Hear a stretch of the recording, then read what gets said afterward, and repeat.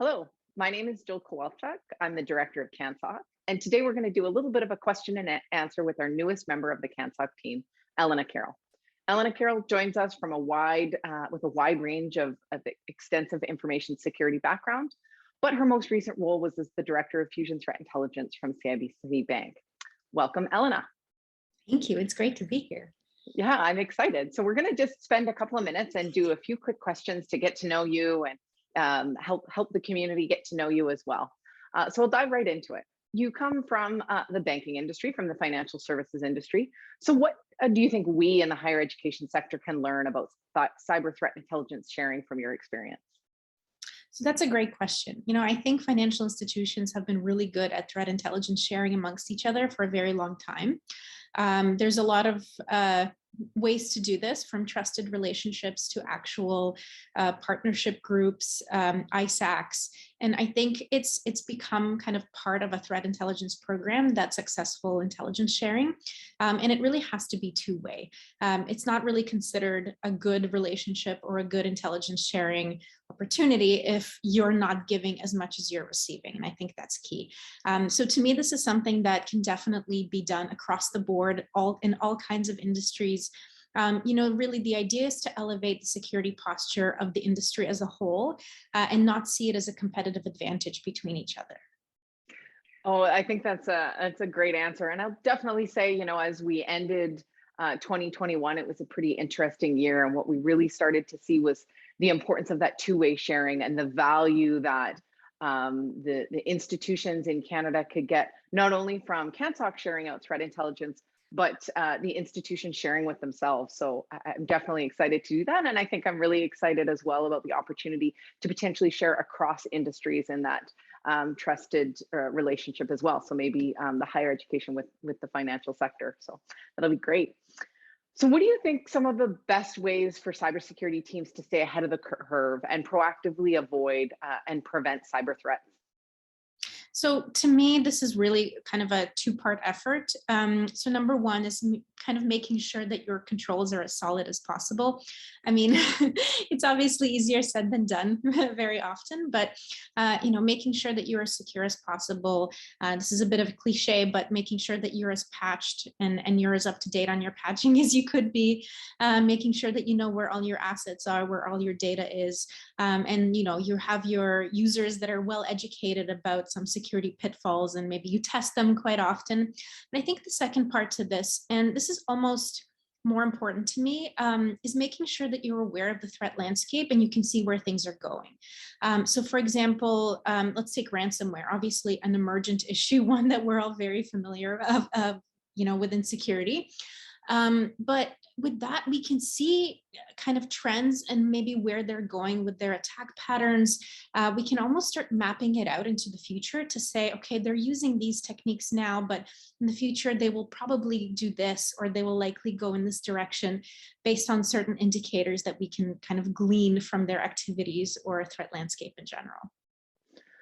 Yeah, I'm really excited about the answer. I'll say particularly the second part of it. As you've started to know, you're only your second day on the job here, but as you've started to know, sort of protection in the higher education sector can be a challenge, particularly for institutions where they're very decentralized or have very intensive research programs. And so understanding all of your users and assets and all of those things which are foundational can be a challenge in the environment. And so, however, I really liked how you tied it into this sort of understanding that threat landscape and the opportunity for sort of both anticipating what's happening and then seeing how we can support institution in detecting and responding really quickly. Definitely something that we're seeing bolsters what you talk about the opportunity sort of in this information security space. So maybe we can finish it off with one final sort of question about changing the topic a little bit. So what traits do you value most in a team and why? Another excellent question. So for me, there's a couple of very important kind of traits that I look for in team members.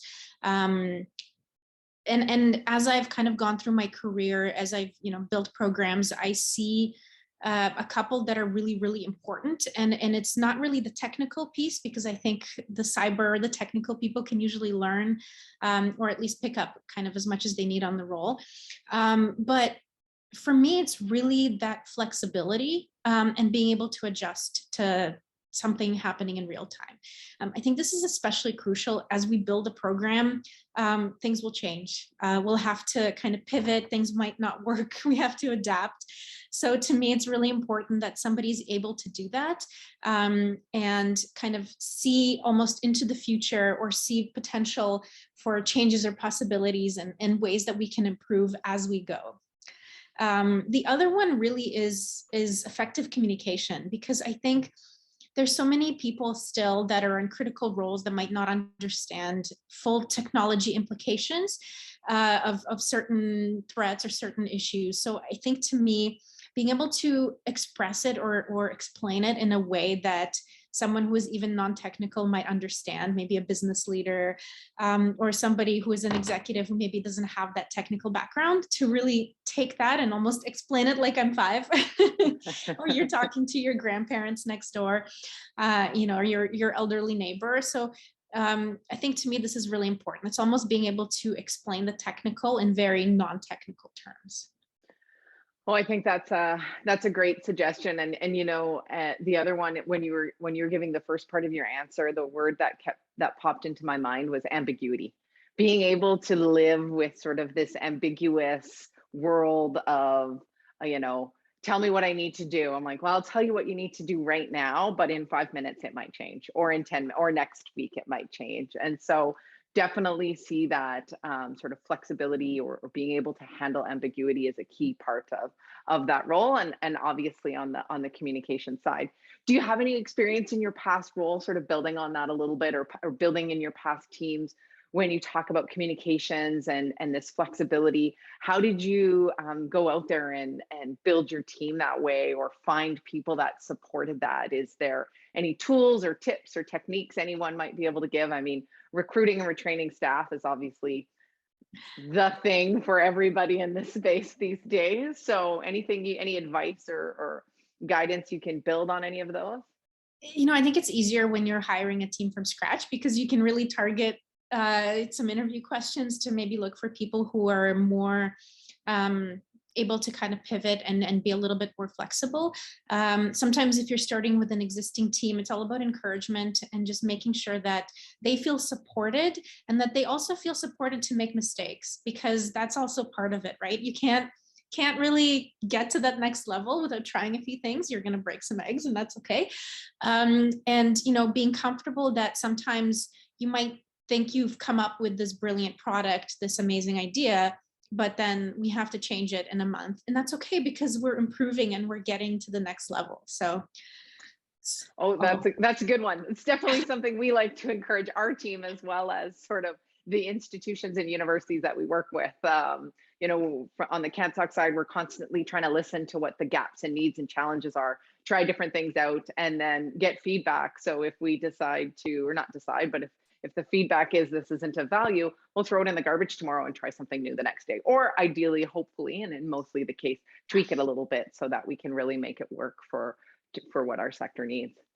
Well, thank you very much for your time. I'm really excited about what the next chapter in the sort of our journey together looks like, and excited for the opportunity to work with you, and can't wait to introduce you out to the broader community in the coming weeks and months. Thanks so much, Jill. I'm also really excited to be here and to grow this wonderful team and program. So thank you for having me.